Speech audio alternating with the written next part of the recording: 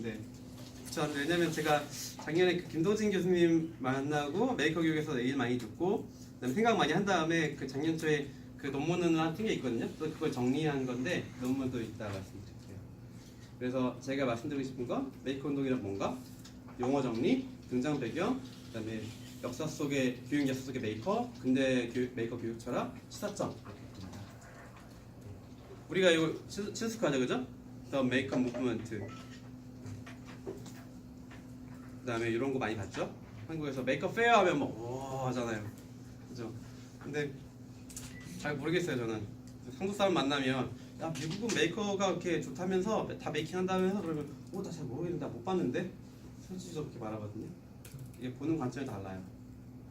그래서 이런 거 봤을 때도 보는 사람마다 달라요. 우리가 본 게. 그래서 제가 철학적 이해를 대해서 말씀드리고 싶어요. 그 철학적 이해를 얘기할 때 여러 가지 그 논들이 있거든요. 티오리들이. 근데 그 선생님도 제가 두 가지에 대해서 강조하고 싶어요. 두 가지는 선생님이 아셨으면 좋겠어요. 두 가지. 첫 번째 본질론이에요. 본질론. 이 철학적이라고 하면 뭐죠? 철학하면 우리가 생각에 대해서 생각을 질문하는 거예요. 선생님 생각하고 있는 거에 대해서 질문하는 거예요. 그게 뭔지. 내가 안다라고 하면 그게 뭔지 질문하는 거예요. 그런 방법인데 첫 번째가 본질론입니다. 자, 제가 여기 예를 들어서 이 컵을 들고 있어요. 이게 뭐죠? 컵이요.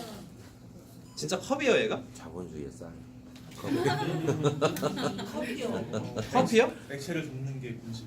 엑셀 담는 게 본질이에요? 네. 컵. 근데 누구도 이게 본질은 뭔지 몰라요. 하지만 우리는 얘를 찾기 위해 노력하고 있어요.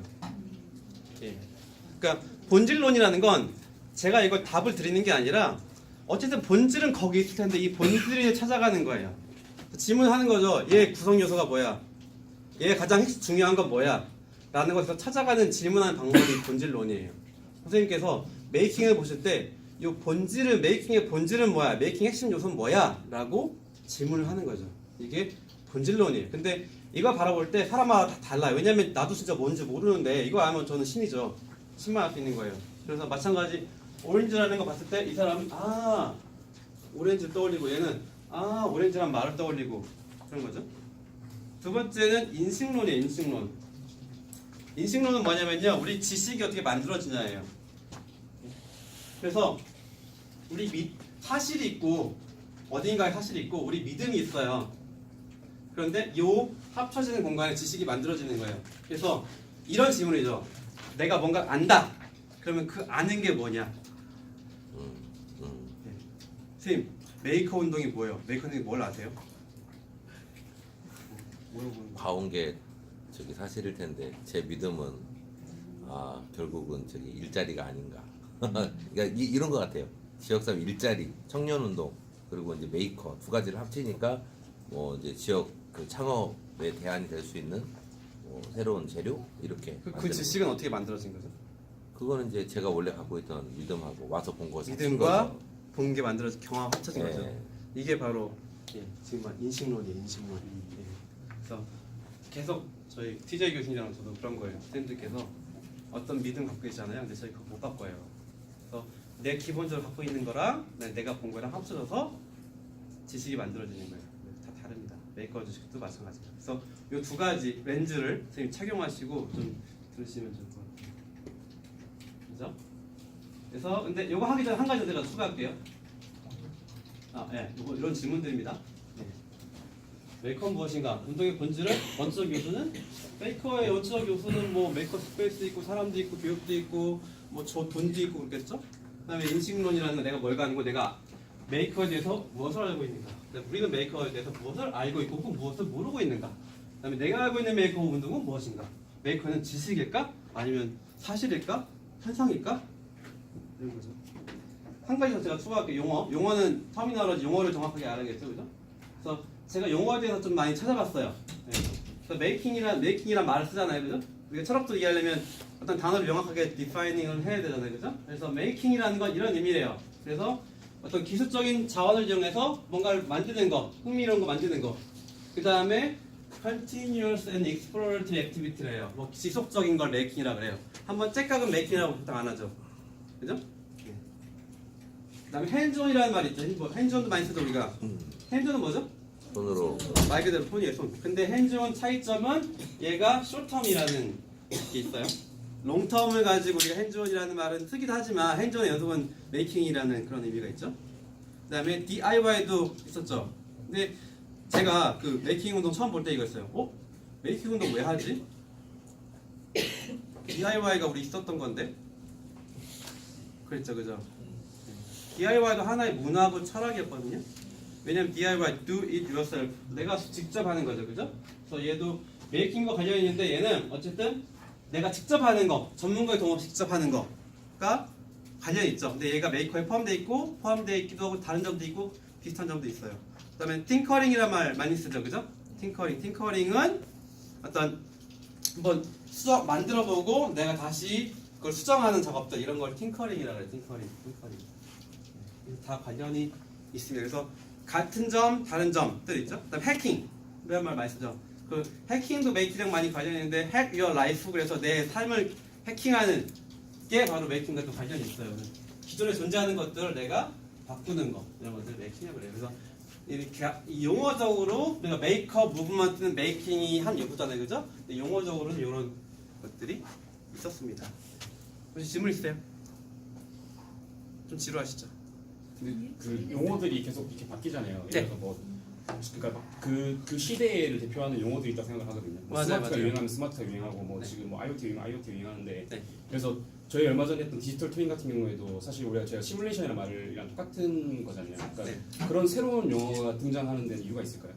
계속 그렇게 그냥 메이커라는 용어도 뭐 언제까지 쓰다가 또 다른 용어로 대체될 수도 있을 것 그럼요. 같아서. 네. 그런 거죠. 용어도 사실 이건 지금 우리가 현재를 대변하는 거고요. 용어도 마찬가지로 인식론과 본질론에 따라서 계속 업데이트 되겠죠. 그래서 그러는 이유의 관점을 혹시 그 박사님의 관점 어떤 이유 때문에 계속 바뀌는 걸까? 제가 궁금해가지고. 용어가 계속 업데이트 되는 바뀌는 이유. 제가 어디서 보니까 제가 본 이유에서는 사실 이제 그런 특히 월가가 좀 심한데 경제 용어가 어렵고 바뀌는 이유는 일반적인 사람들이 무지하길 바라기 때문에 일부러 용어를 어렵게 만드는 거를 제가 봤었거든요. 사실 제가 되게 상당히 공감하는 내용이고 그래서 일부러 전공자들이 자신의 지식을 보호하기 위해서 자신이 가지고 있는 지식을 자산이 생각하기 때문에 보호하기 위해서 용어를 어렵게 만든다고 생각을 하고 있었는데 혹시 박사님 다른 관점도 바라보실 수 있는지 해서.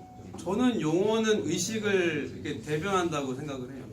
네, 사람들이 생각하는 것들을 이렇게 표현하는 방법이 의식이고 그걸 그러니까 내가 갖고 있는 생각을 다른 사람과 공유하는 게 언어잖아요. 네. 근데 그걸 표현하는 게 이런 용어가 아닌가 싶은데요. 우리가 뭐 하니까 그걸 정의하고자 하는 게 언어라서 그런 언어가 용어가 되는 게 아닐까요? 철학. 그런 깊이 있는 건 잘 모르겠어요. 근데 만든다고 해서 다 써지는 건 아니잖아요. 맞아요. 일반화되는 건 모두가 공감하는 수준에 이르러야만 일반화가 되니까 사실 뭐 그렇게 나쁘게만 안 봐도 좋을 것 같아요. 그래서 제가 여기 봤어요. 대체 메이커 운동이란 뭘까? 저도 모르겠어요. 찾고 있어요. 근데 정의를 한번 볼게요. 정의. 여러분들이 하버드 대학에 있는 분들이라서 이런 그런 그 정의를 많이 갖다 써요. 근데 제가 그냥 직역을 해봤어요. 실생활 속에서 창의적인 제품을 만들고 물리적 또는 디지털 형태로 자신의 결과물과 과정을 공유하는 사람들이 많아지는 현상을 이 사람이 정의했어요. 여러분들 정의 다를 수 있어요. 이런 걸 어쨌든 메이크업 운동 우리 현상이래요. 현상. 메이크업 운동이 뭐 어떤 막 하는 만들기 이런 게 아니라 그런 현상들, 그런 사람들이 많아지는 현상들. growing number of people이잖아요. 그런 사람이 많아지는 현상들. 근데 그 현상 속에서는 제품을 만드는 게 있고 만들고 공유하는 게 있다고 이렇게 하셨어요. 제 정의가 아닙니다. 저도 모르겠어요. 근데 메이크업 운동 특징은 뭐가 있을까 해서 찾아봤더니 이런 것들이 있대요. 디지털 또는 물리적 도구를 사용한다는 정의를 그런 정의를 제가 인용을 해요. 왜냐하면 그 메이킹과 메이킹 이전은 뭐가 다를까라고 고민해봤더니 디지털 또는 물리적 도구를 사용하는 게 다르더라고요. 네. 메이킹 운동 이전에는 우리가 지식을 공유하려면 어떻게 했죠? 그냥 사람들이 교실에서 하거나 했잖아요. 근데 지금 어떻게 하죠? 서로 막 인터넷으로 하고 막 그런 사람이 많아지죠, 그죠? 그래서 그런 지식을 공유할 수 있는 방법들이 많아졌기 때문이 아닐까? 그런 것들이 그 학자들이 정리했고, 그 다음에 이런 요소들이 많이 들어가 있더라고요. 그래서 그 마치 누구죠? 누구죠? 해치라는 사람, 그 테크샵 여신 분이 그 메이커 매니피스토라는 책을 내서고 거기에 뭐 여러 가지 썼잖아요. 근데 그런 것들이 다 이런 것들이라고요. 뭐 즐겨야 되고 성장이 있어야 되고 실패에 대한 긍정적인 마인드 가져야 되고 협동을 해야 되고 근데 이런 것들이 흔히 우리가 말하는 서포트 스킬들이에요. 저도 비판을 많이 해요 이런 거에 대해서.